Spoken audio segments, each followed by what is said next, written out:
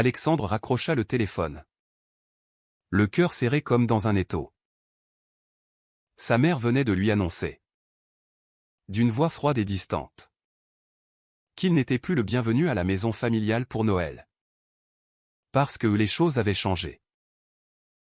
Ce qui avait changé, c'était son chômage soudain. Après des années à envoyer de l'argent pour payer leurs factures. Et maintenant, il le rejetait ouvertement pour son orientation sexuelle qu'il prétendait avoir acceptée. Il s'assit sur le bord du lit, les mains tremblantes, fixant le mur blanc de son appartement parisien. Julien, son compagnon depuis 3 ans, entra dans la chambre, alerté par le silence pesant. « Qu'est-ce qui se passe ?» Alex, demanda-t-il doucement, posant une main sur son épaule. Alexandre leva les yeux, emplis de larmes contenues. « Ils m'ont viré de la famille. Julien. Parce que je ne peux plus les aider financièrement. » Et tout d'un coup, être gai redevient un problème. Julien s'assit à côté de lui, l'entourant de ses bras. Mais Alexandre se dégagea légèrement, l'esprit tourmenté par des souvenirs qui remontaient à la surface.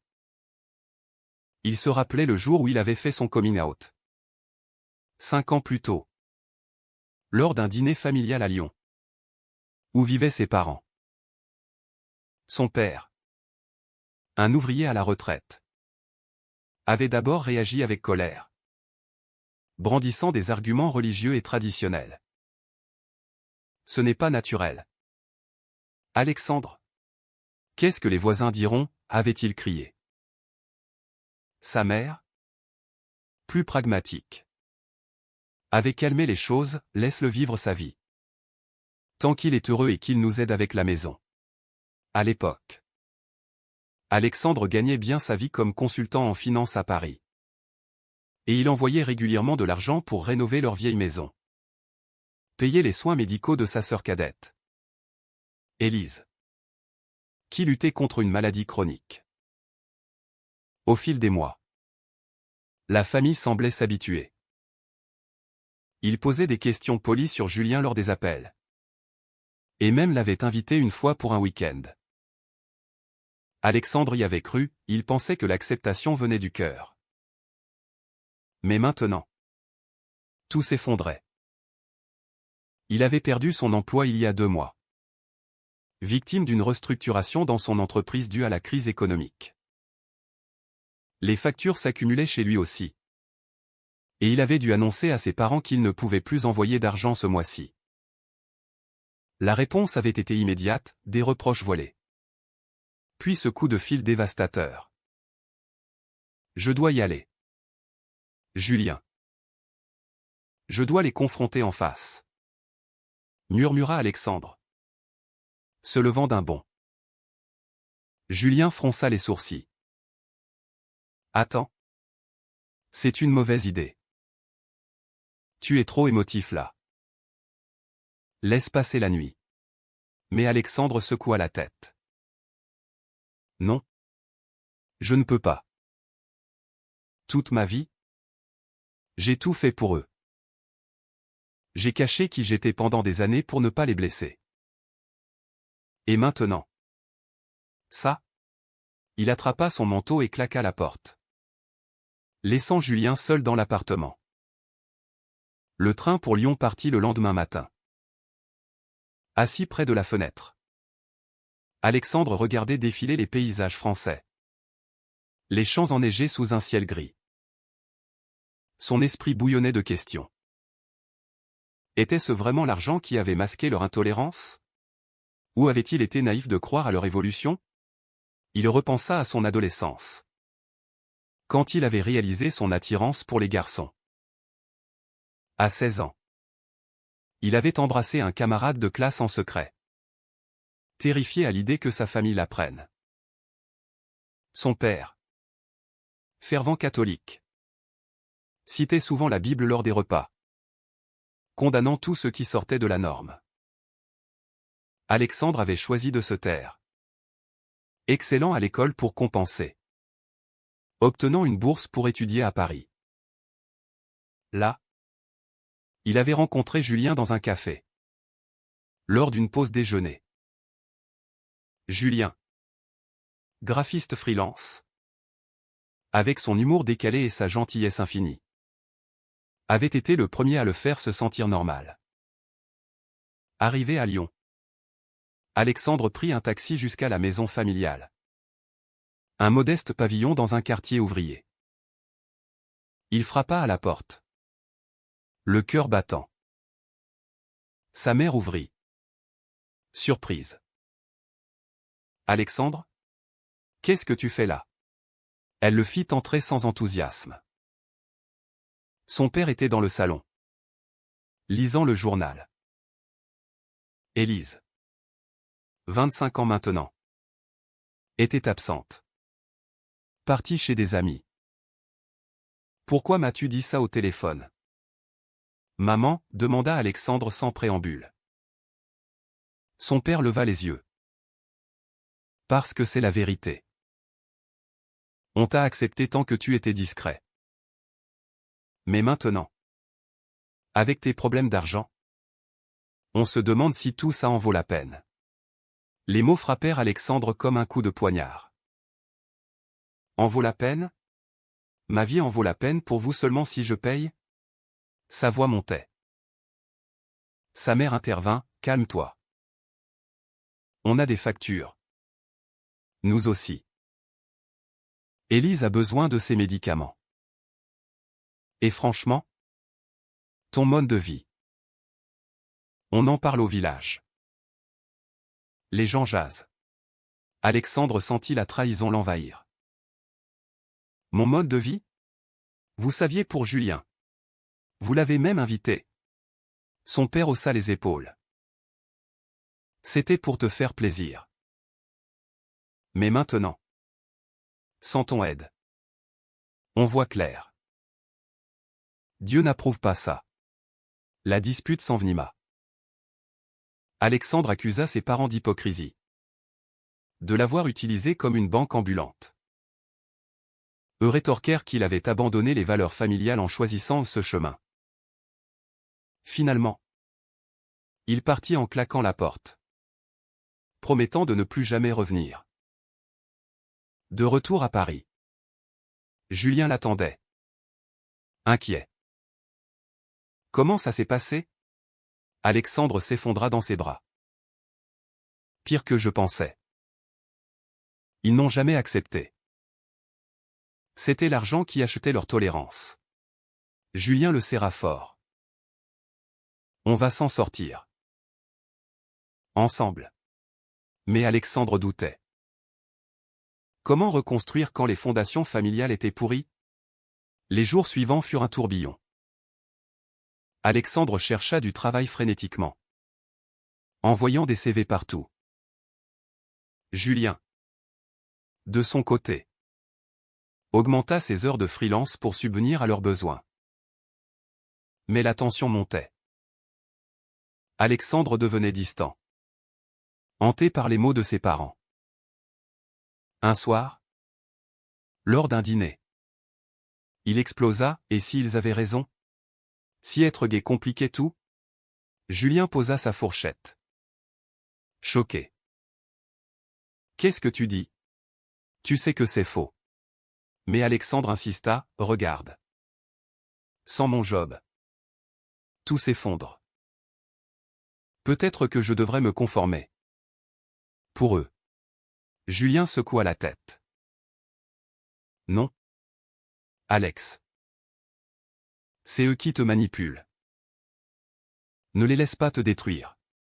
Cette conversation marqua le début d'une fissure. Alexandre commença à douter de tout, de sa relation. De sa carrière. De son identité. Il contacta un thérapeute. Mais les séances étaient chères. Et il reportait. Pendant ce temps, Élise l'appela en secret. Alex? Je suis désolé. Maman et papa sont durs. Mais ils ont peur pour l'argent. Je t'accepte? Moi. Ces mots apaisèrent un peu. Mais pas assez. Alexandre se sentait piégé entre loyauté familiale et authenticité. Les semaines passèrent. Et la situation empirait. Alexandre trouva un petit job intérimaire comme barista dans un café du Marais. Quartier gay-friendly de Paris. Le salaire était misérable. À peine suffisant pour le loyer. Julien, fidèle, le soutenait. Mais Alexandre sentait le poids de sa dépendance. « Je ne veux pas être un fardeau pour toi. » murmura-t-il un soir. Allongé dans le lit. Julien caressa ses cheveux. « Tu n'es pas un fardeau. On est une équipe. » Mais Alexandre ne pouvait s'empêcher de comparer, sa famille l'avait abandonné pour moins que ça. Un jour, au travail, Alexandre rencontra Marc. Un client régulier. Avocat spécialisé dans les droits LGBT. Marc. La quarantaine. Charismatique avec ses lunettes élégantes et son costume impeccable. Engagea la conversation. Vous semblez préoccupé. Besoin d'un conseil? Alexandre hésita. Puis se confia brièvement sur sa famille. Marc écouta attentivement.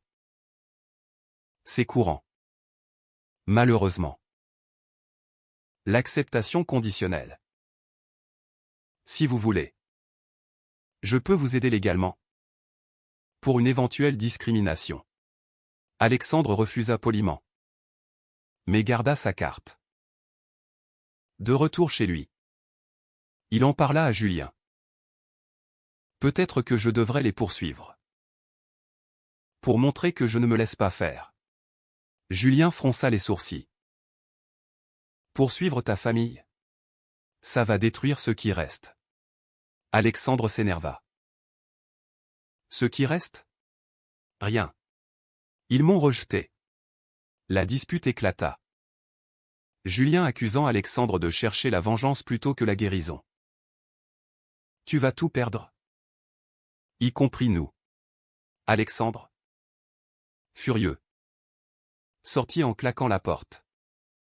Errant dans les rues pluvieuses de Paris. Il atterrit dans un bar gay. Buvant seul. Là, il repensa à son passé. À 22 ans. Fraîchement diplômé. Il avait nié son orientation pour un stage prestigieux. Où les blagues homophobes étaient courantes. Il s'était forcé à sortir avec des femmes. Se sentant vide. Rencontrer Julien avait changé ça, leur premier rendez-vous. Un pique-nique au jardin des Tuileries. Avait été magique.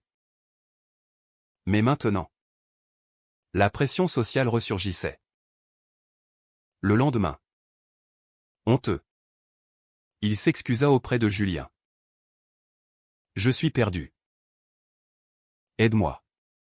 Julien accepta. Mais une distance s'installa. Alexandre décida de contacter Marc pour un conseil informel. Ils se rencontrèrent dans un café.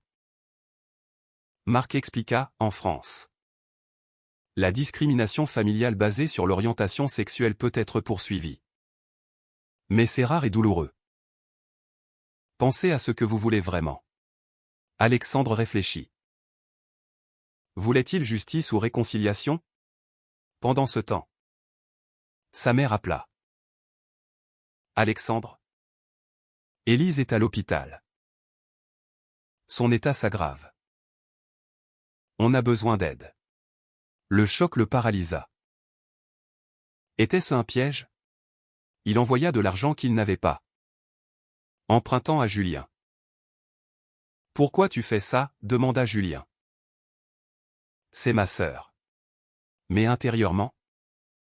Alexandre bouillonnait, il l'utilisait encore. Il partit pour Lyon. Seul. À l'hôpital. Élise était pâle. Branchée à des machines. Merci. Grand frère. murmura-t-elle. Ses parents étaient là, évitant son regard.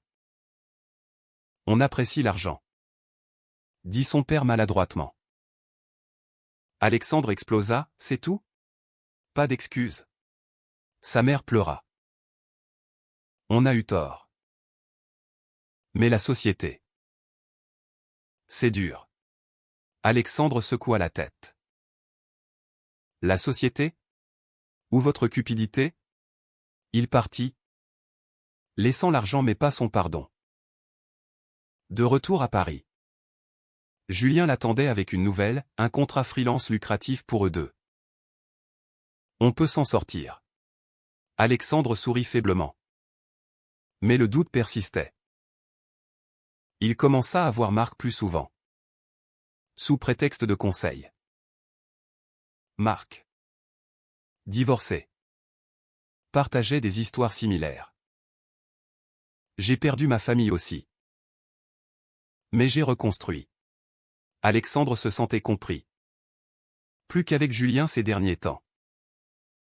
Une soir, après un verre avec Marc, Alexandre rentra tard.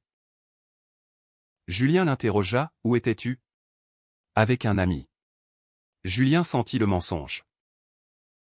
Cet avocat? Alex? Sois honnête. Alexandre avoua les rencontres. C'est juste des conseils. Mais Julien, blessé, répliqua, ça ressemble à plus. Tu me fuis depuis des mois.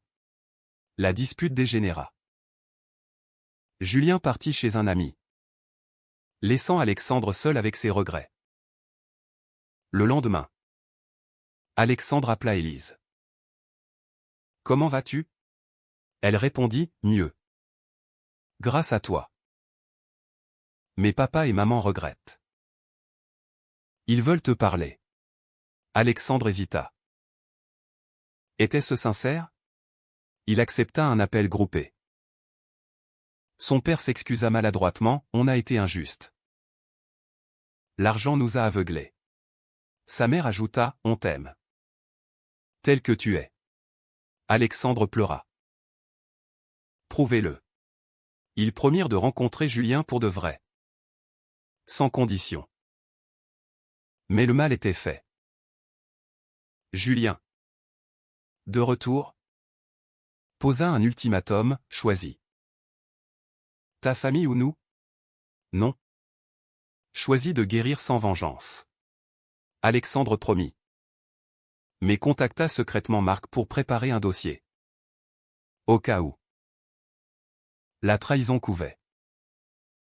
Les mois suivants furent un équilibre précaire. Alexandre reprit pied professionnellement, obtenant un poste stable en finance grâce à un contact de Marc. L'argent rentrait à nouveau. Et il envoya une petite somme à sa famille, testant leur sincérité. Ils acceptèrent sans exiger plus. Et organisèrent une visite à Paris. Julien, sceptique, accepta d'y participer. Pour toi, dit-il. Le week-end arriva. Les parents et Élise descendirent en train. À la gare, Alexandre les accueillit nerveusement. Son père serra la main de Julien avec raideur. Sa mère l'embrassa poliment. Élise, rayonnante, brisa la glace, Julien. Alex m'a tant parlé de toi. Le dîner au restaurant fut tendu au début, avec des silences gênants. Puis, son père prit la parole, Julien. On n'a pas été fair-play. On a jugé sans connaître. Julien répondit calmement, l'important. C'est maintenant. Alexandre observa. Espérant. Mais sous la surface. Les fissures persistaient. De retour à l'appartement. Julien confia, ils font des efforts. Mais je sens leur malaise. Alexandre défendit, donne-leur du temps. Intérieurement, il luttait avec sa colère résiduelle. Il continua à voir Marc. Maintenant comme ami. Marc l'invita à une conférence sur les droits LGBT à la Sorbonne. Ça t'aidera à processeur. Alexandre y alla seul. Mentant à Julien sur une sortie travail. Là, il rencontra d'autres hommes avec des histoires similaires, rejet familial masqué par des intérêts financiers. Un soir, Julien découvrit des messages de Marc sur le téléphone d'Alexandre. Des dîners? Des conférences? C'est quoi ça? Hurla-t-il. Alexandre paniqua. C'est platonique. Il m'aide à comprendre. Julien. Les yeux emplis de larmes. Répliqua, tu me trahis. Pour quelqu'un qui te flatte. Alexandre nia. Mais Julien partit. Valise en main. J'ai besoin d'espace. Seul. Alexandre s'effondra. Il appela Marc pour du réconfort. Julien est parti. Marc vint. L'écoutant des heures. Peut-être que c'est le moment de tourner la page. Leurs regards se croisèrent. Et pour la première fois, Alexandre sentit une attirance. Mais il recula. Non. Je l'aime. Marc partit. Déçu. Le lendemain, Alexandre contacta sa famille. Julien m'a quitté. À cause de tout ça. Sa mère soupira, peut-être que c'était pas meant to be. Ces mots ravivèrent la rage. Vous êtes content maintenant? Son père intervint, non. Fils. On veut ton bonheur. Mais Alexandre doutait. Était-ce une nouvelle manipulation? Il décida de confronter Marc. Tu as profité de ma vulnérabilité. Marc admit, j'ai des sentiments. Oui. Mais je t'ai aidé. Alexandre coupa les ponts. Puis, il chercha Julien. Le trouvant chez un ami. Pardonne-moi. J'étais perdu. Julien hésita. Tu as flirté avec le danger. Ils parlèrent des heures. Décidant d'une thérapie de couple. Pendant ce temps, Élise révéla un secret, papa a perdu son emploi il y a des années. C'est pour ça qu'il dépendait de toi. La honte les a rendus durs. Alexandre comprit enfin, la peur de la pauvreté avait exacerbé leur intolérance. Il organisa une réunion familiale honnête. À Lyon, autour de la table, les vérités éclatèrent. Son père avoua, j'ai eu tort de te blâmer pour mes échecs. Sa mère pleura, on a projeté nos peurs sur toi. Alexandre pardonna partiellement, mais vous m'avez blessé profondément. De retour à Paris. Avec Julien. Ils reconstruisirent. Mais une nouvelle crise surgit, Alexandre reçut une offre d'emploi à l'étranger. En Suisse. Mieux payé. Ça résoudrait tout.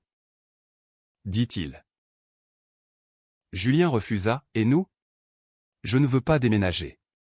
Le choix était cornélien, carrière ou relation? Alexandre opta pour Julien. Refusant l'offre. Tu vaux plus. Pourtant. La famille rappela, Élise empirait. On a besoin de toi ici. Alexandre envoya de l'argent. Mais posa des limites. Plus de conditions sur mon identité. Son père accepta. Mais intérieurement, Alexandre se demandait si c'était durable. La thérapie aida Alexandre et Julien à recoller les morceaux. Ils apprirent à communiquer. À affronter les traumas ensemble. Alexandre confronta ses démons, l'approbation familiale conditionnelle l'avait rendu insécure. Julien admit sa jalousie envers Marc. J'avais peur de te perdre. Leur relation s'approfondit. Plus résiliente. Mais la société française, malgré ses avancées, rappelait les défis. Au travail, Alexandre entendait des collègues murmurer sur les mariages gays. Lors d'une manifestation pour les droits LGBT, il croisa Marc, qui s'excusa. J'ai outrepassé. Alexandre pardonna, gardant distance. 1 an plus tard, Élise guérit grâce à un nouveau traitement, financé en partie par Alexandre. La famille se réunit à Paris pour fêter. Son père, changé, leva un verre à Alexandre et Julien. Pour leur amour. Les mots sonnaient sincères. Mais Alexandre restait vigilant. Pourtant, une ultime trahison surgit.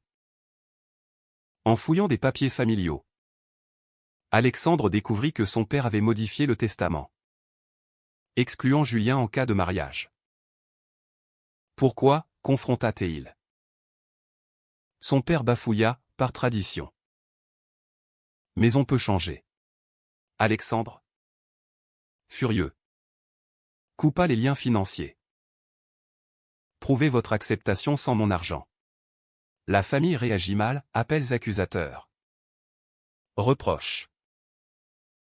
Élise, déchirée, choisit le camp parental. Julien soutint Alexandre, tu as fait le bon choix. Mais le prix était élevé, isolation. Chagrin. Alexandre se tourna vers la communauté LGBT, rejoignant des groupes de soutien. Là, il trouva force, partageant son histoire. Finalement, Alexandre et Julien se marièrent en petit comité, à la mairie de Paris. Sans famille, mais entourés d'amis. C'est notre victoire, murmura Julien. Alexandre acquiesça, mais avec un pincement au cœur. Des années plus tard, Alexandre réfléchissait, avait-il bien fait de couper les ponts? La famille tenta des réconciliations, mais sans excuse profonde. Il choisit la paix intérieure. La tolérance familiale est-elle vraiment inconditionnelle? Ou masque-t-elle souvent des intérêts personnels?